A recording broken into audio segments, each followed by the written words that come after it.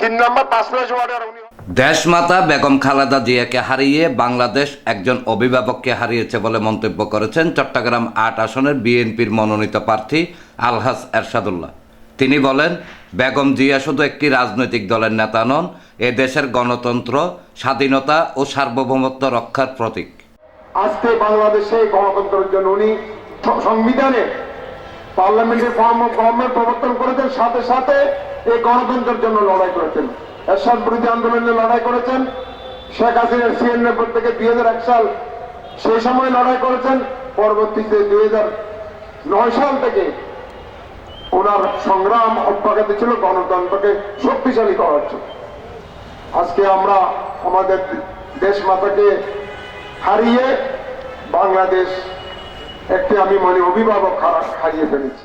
চট্টগ্রাম নগরের রৌফাবাদ এলাকায় চট্টগ্রাম ৮ আসনে চট্টগ্রাম মহানগর যুবদলের আওতাধীন পাঁচলাইশ ও বায়েজিদ থানা যুবদলের অন্তর্গত ৭ নং পশ্চিম ১৬ ওয়ার্ড, পাঁচলাইশ ৩ নং ওয়ার্ড ও আমিনশিল্প অঞ্চল ৪৩ নং সাংগঠনিক ওয়ার্ড যুবদলের উদ্যোগে বিএনপির চেয়ারপারসন ও সাবেক প্রধানমন্ত্রী বেগম খালেদা জিয়ার রুহের মাগফিরাত কামনায় আয়োজিত দোয়া মাহফিলে প্রধান অতিথির বক্তব্যে চট্টগ্রাম মহানগর বিএনপির আহ্বায়ক আলহাজ এরশাদুল্লাহ এসব কথা বলেন।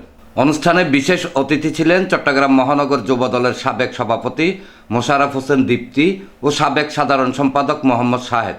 পাঁচলাইশ থানা যুবদলের সাবেক আহ্বায়ক মোহাম্মদ আলী শাকির সভাপতিত্বে ও বায়েজিদ থানা যুবদলের সাবেক সিনিয়র যুগ্ম আহ্বায়ক মঞ্জুরুল আলম মঞ্জুর সঞ্চালনায় অনুষ্ঠানে নগর যুবদলের সাবেক সিনিয়র সহসভাপতি ইকবাল হোসেন, সাবেক যুগ্ম সাধারণ সম্পাদক হুমায়ুন কবির, এরশাদ হোসেন, সেলিম উদ্দিন রাসেল, তহিদুল ইসলাম রাসেল, রাজন খান, ওমর ফারুক, ধর্ম বিষয়ক সম্পাদক মহিউদ্দিন মুকুল, বিজ্ঞান ও প্রযুক্তি বিষয়ক সম্পাদক আসাদুজ্জামান রুবেল, সহ সম্পাদক আতিকুর রহমান, সহ দপ্তর সম্পাদক জহিরুল ইসলাম, সহ সাহিত্য বিষয়ক সম্পাদক হামিদুল হক চৌধুরী, সদস্য সাইদুল হক শিকদার, পাঁচলাইশ থানা যুবদলের সাবেক যুগ্ম আহ্বায়ক রিদওয়ান হোসেন জনি, শহীদুল ইসলাম কুট্টি, শফিউল বশর শামু, মিল্লাত হোসেন, হুমায়ুন আহমেদ, আলমগীর হোসেন দীপু, ওবায়দুল হক, ৭ নং ওয়ার্ড যুবদলের আহ্বায়ক জাবেদ হোসেন, পাঁচলাইশ ৩ নং ওয়ার্ড যুবদলের সাবেক আহ্বায়ক মোহাম্মদ হাসান, বায়েজিদ থানা যুবদলের যুগ্ম আহ্বায়ক জানে আলম সহ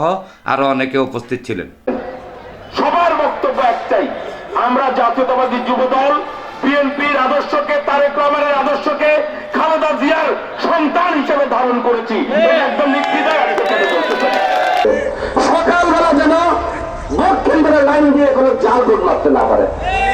2 নম্বরে যারা 2 নম্বরই করতে আসবে তাদেরকে যেন সরাসরি করে পুলিশে দেওয়া হয়। ভোট বাহিনীর বিরুদ্ধে যদি সংগ্রামে জিততে হয় তাহলে আগামী 12 তারিখ আমাদের প্রার্থী জননেতা শাহজালাল ভাইকে জয়যুক্ত করার উদ্দেশ্যে আহ্বান জানাচ্ছি। এনামুল হক লিটন, প্রগতি 24 টিভি।